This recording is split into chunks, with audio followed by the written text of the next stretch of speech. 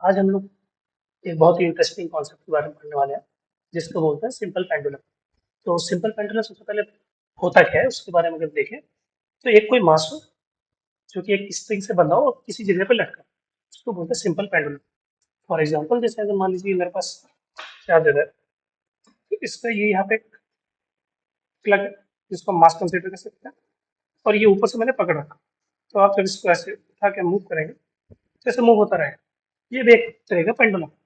पर ideal pendulum बोलते किसे, उस पर हम पहले चर्चा करेंगे।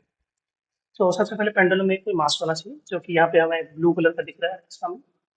जो स्प्रिंग होनी चाहिए, स्प्रिंग मासलेस होनी चाहिए, मतलब उसमें कोई मास किसी तरीके का मास ही ना हो। ऐसा हम आइडियली कंसिडर करते हैं इन आवर रियल लाइफ होता है। ठीक है। अब ये बात होगी कि पेंडुलम क्या है। अब पेंडुलम चलता है कैसे, पेंडुलम का काम क्या है। तो अगर मान लीजिए ये आपके पास पेंडुलम है, आपने इसको ऐसे मूव किया, ऐसे छोड़, तब ये हो क्या रहा है, आप देखेंगे ये अपनी पोजीशन पे वापस बार बार एक ही जगह पे आता है, अपनी चीज को रिपीट करता है, अपनी पोजीशन को रिपीट करता है। फॉर एग्जाम्पल ये अगर ये पेंडुलम इस पॉइंट पे आ रहा है जहाँ पे मेरा कर्सर है, तो यहाँ पे हर बार आए तो अपनी पोजीशन को बार बार रिपीट करता है। इसी वजह से इसको बोलते हैं, जो इस तरीके का मोशन होता है इसको बोलते हैं हार्मोनिक मोशन। ठीक, हार्मोनिक मोशन कहता है। ठीक है। अब जब इसका वेलोसिटी किधर होता है, यानी किधर साइड मूव कर रहा है, तो अगर आप ये देखेंगे तो ये हर बार सेंटर की तरफ मूव कर रहा है। वेलोसिटी की डायरेक्शन देखने के लिए आपको इसमें ग्रीन कलर का पॉइंट दिखेगा। ये जिधर मूव करता है हर बार, एक बार एक्सट्रीम पोजीशन पे जाती है अपने सेंटर की तरफ मूव कर जाता है। ठीक है। वो उसको एक्सेलरेशन बोलता है। आप एक्सेलरेशन का अगर मैं एरो देखूं तो येलो वाला एक्सेलरेशन हमें सेंटर की तरफ होता है। अब ये कहाँ से आता है, अच्छा ये पेंडुलम मूव क्यों होता होगा, इसके बारे में आपने सोचा कभी? जैसे अगर मैं पेंडुलम स्टॉक, मैंने इसके ऊपर उठाया, फिर जैसे ही छोड़ूंगा तो मूव कैसे करना शुरू हो जाए। ये क्यों होता है? क्योंकि इसमें कहाँ का फोर्स लग रहा है, कोई फोर्स तो नहीं है, तो ग्रेविटेशनल फोर्स लग रहा है। वो कह रहा है इसकी बॉल हर बार नीचे की तरफ खींची जा रही है। जो आपकी ब्लू वाली बॉल है ये हर बार नीचे की तरफ आएगी। जैसे अगर मान लो ये बॉल यहाँ पे है, ठीक है, तो नीचे की तरफ पुल हो रही है अर्थ की ग्रेविटेशनल फोर्स की वजह से, तभी इसका मोशन हमेशा सेंटर की तरफ होता है। ठीक है। यहाँ तक आ गया। अगर आप इस पेंडुलम को जीरो ग्रेविटी छोड़ते हैं, अगर स्टॉप है तो स्टॉप ही रहेगा। क्योंकि अगर आप, ये बॉल है, ये मेरा ईयरबड है, ठीक है, इसको आप अगर स्पेस लेके जाके ऐसे छोड़ दें तो यही रुका रहेगा। अगर ऐसे मूव करते हुए छोड़ दिए स्पेस में तो मूव होता हुआ चला जाएगा। अगर पेंडुलम केस में अपने देखें, पहले हम ग्रेविटी बढ़ा के इसको मूव करते हैं, सर मूव हो रहा है। अगर मैं इधर आते हुए ग्रेविटी जीरो कर दूं तो इधर ही मूव होने लग शुरू हो जाए। देखिए ये उसी वेलोसिटी से ये ऐसे मूव होता रहेगा। ठीक है। तो हम स्पेस केस छोड़कर हम अपने अर्थ की ग्रेविटी पे आते हैं। ठीक है। अब हमारी बात होगी पेंडुलम क्या होता है और कैसे चलता है, ग्रेविटी की वजह से चलता है। ठीक है। अब मैं इस पे देखना चाहता हूँ डिस्प्लेसमेंट क्या होता है, एम्पलीट्यूड, एम्पलीट्यूड बोलते हैं उसको। अगर मान लीजिए मैं ऐसे उठा रहा हूँ तो आपको यहाँ ऊपर एंगल दिख रहे हैं कि 25 डिग्री अभी मूव हुआ, 29 डिग्री। तो ये इसका डिस्प्लेसमेंट, ये अपनी जो मिड बीच वाली लाइन है, अगर मैं इस पे यहाँ पे करूँ तो ये जो बीच वाली लाइन, इससे जितना एंगल बना रहा है उसको बोलते हैं इसका एम्पलीट्यूड, कितना ही ऊपर गया। ठीक है। तो हमारे इस केस में कितना ऊपर गया, 28। ठीक है।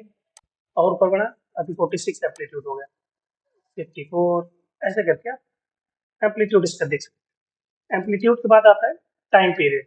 टाइम पीरियड, तो जैसे मैंने आपको शुरुआत में बताया कि ये मोशन हमेशा अपने आप को रिपीट करता है।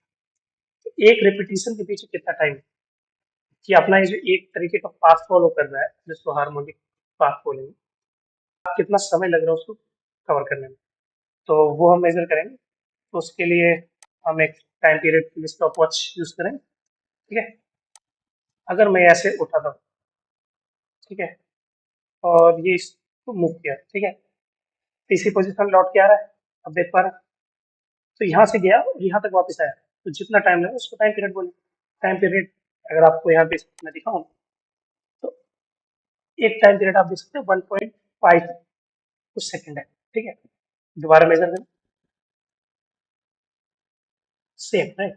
अगर मैं यहाँ पे एक इंटरेस्टिंग चीज ये है कि अगर मैं स्ट्रिंग का लेंथ बढ़ा दूँ, या ये जो हमारा धागा है मैं इसका लेंथ बढ़ा दूँ, तो क्या टाइम पीरियड चेंज होगा, देखते हैं। मैं लेंथ बढ़ा दिया, ठीक है। तो जो हमारा टाइम पीरियड होता है ये लेंथ पे डिपेंड नहीं करता है कि आपका कितना फ्लो ये जो हमारा स्क्रीन है ये अगर बढ़ेगा तो लेंथ भी बढ़ेगा, मतलब जो इसका टाइम पीरियड है वो भी बढ़ेगा। और अगर इसका स्क्रीन का लेंथ छोटा होता है तो वो भी छोटा होगा।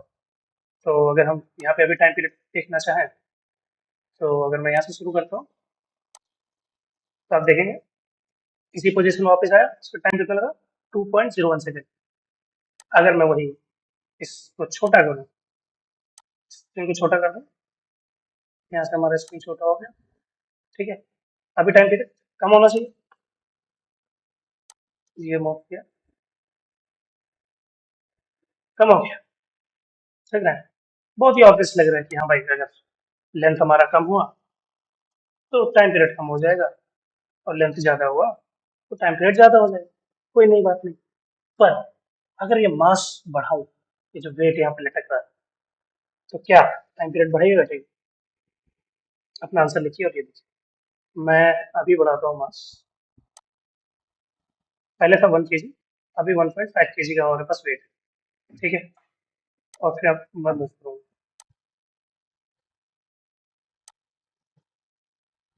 तो हमारा मास बढ़ा हुआ है। ठीक है, ये टाइम पीरियड ऑन किया हमने, अब देख पा रहे 1.57। ओके, इसको नोटिस रखिएगा। अब मैं इसको मास को कम करता हूँ, 1.5 था, स्ट्रिंग लेंथ हमने चेंज नहीं किया। अगर अभी स्ट्रिंग मास छोटा कर दिया, अभी देखेंगे क्या वो बदल जाएगा। 1.57 था पहले, ठीक है, अभी यहाँ पे देखिए लगभग एग्जैक्ट वही टाइम पीरियड होता है। हमारा जो वेट होता है वो डिपेंड ही नहीं करता कि वेट अगर कम करें या ज्यादा, जो टाइम पीरियड होता है पर्टिकुलर हमेशा सेम हो। ठीक है, टाइम पीरियड हमारे स्प्रिंग की लेंथ पे डिपेंड करता है कि अगर बड़ा है कि छोटा है। पहली बात, अगर स्प्रिंग की लेंथ चेंज होगा तो हमारा टाइम पीरियड चेंज होगा। अगर ग्रेविटी चेंज हो रहा है, अगर मान लीजिए अभी आप अर्थ पे कर रहे हैं तो अर्थ पे ग्रेविटेशनल एक्सलेशन है 9.8 मीटर पर सेकेंड, वही आप अगर स्पेस में जाके कर रहे हैं तो वहाँ पे ग्रेविटी लगभग जीरो है, तो उसकी वजह से तुम्हें टाइम पीरियड डिफरेंस आएगा। ठीक है, तो हमें यह बात होगी कि अगर हम मास को बढ़ाएं या घटाएं मैटर नहीं करता, उसका टाइम पीरियड चेंज नहीं होगा। ठीक है, दूसरा एक और इंटरेस्टिंग चीज बताऊं, इस मास को मैं चाहे यहाँ से छोड़ू चाहे यहाँ से छोड़ू, इसका ये जो टाइम पीरियड होता है एग्जैक्ट सेम होता है। अभी आप लोगों की क्लास के हिसाब से ये एकदम सेम होगा। आप आगे बढ़ेंगे बहुत ही छोटे फैक्टर्स चेंज होता है जो कि हम कंसीडर नहीं करते हैं, 6 7। ठीक है, तो अभी हम देखेंगे इसको एम्पलीट्यूड मूव करके। तो अगर मान लो अभी मैंने बढ़ाया 8 डिग्री, 8 डिग्री इसका एम्पलीट्यूड है, अभी आप देख पा रहे हैं। ठीक है, मैं यहाँ से छोड़ता हूँ इसको और फिर हम इसका टाइम पीरियड देखते हैं। तो यहाँ देखेंगे 1.5 है। ठीक है, अगर मैं इसको थोड़ा कितना बड़ा मान लीजिए 13 डिग्री। ठीक है, उसके बाद देखें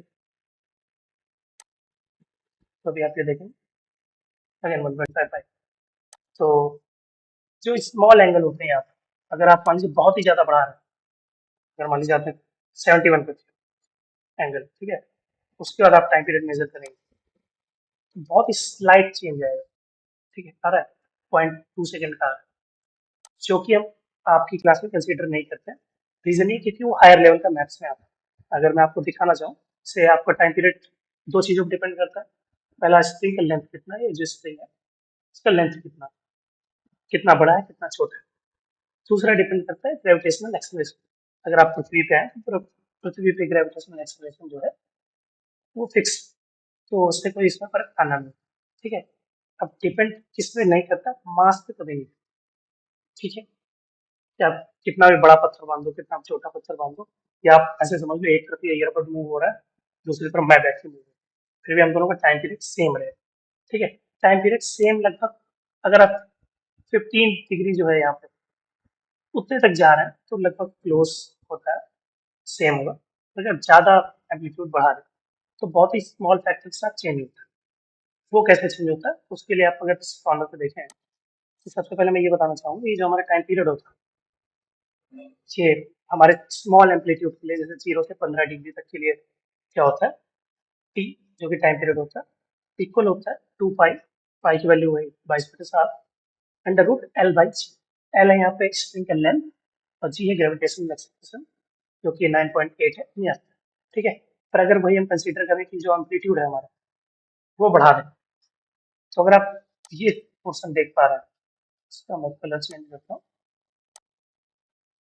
ये ये टोटल पार्ट है, ये एक नया फैक्टर आ जाता है। अगर मान लीजिए इसका बहुत ही स्मॉल एंगल है, तो स्मॉल एंगल की वजह से ये नंबर लगभग नेग्लिजिबल हो जाएगा, जो कि हम 0 to 15 मानते हैं। ठीक है, तो ये जो 1 है, अगर 1 से किसी चीज़ मल्टीप्लाई करते हैं तो सेम नंबर आता है। ठीक है, अगर मान लीजिए 5 है, 5 into 1 तो 5 ही, तभी हम इतने पार्ट को लेते हैं अपनी स्मॉल कैलकुलेशंस के लिए, ये आपकी क्लास में पढ़ाया जाएगा। वही अगर आप एम्पलीट्यूड बढ़ाते हैं तो टाइम पे स्मॉल फैक्टर के साथ बढ़ेगा। ठीक है, जो कि आप लोगों की क्लास में नहीं है। पर अगर आपको कोई बोलता है कि एम्पलीट्यूड बढ़ाने पे टेम्परेचर चेंज नहीं होता, होता है, मगर वो स्मॉल एंगल पे हम लोग उसको कंसीडर नहीं करते। ठीक है, आई होप मुझे टाइम पीरियड वाला आपको बात समझ आया होगा। ठीक है, और बाकी आप फॉर्मूला ये देख सकते हैं कि ये आप लोग की क्लास में पढ़ाया जाएगा और यही आप कंसीडर करेंगे कि यहाँ पे जो एंगल है, जो हमारा डिस्प्लेसमेंट है, वो कम होना चाहिए 0 to 50। ठीक है, बाकी थैंक यू वीडियो देखने के लिए, होप आपने एंजॉय किया होगा।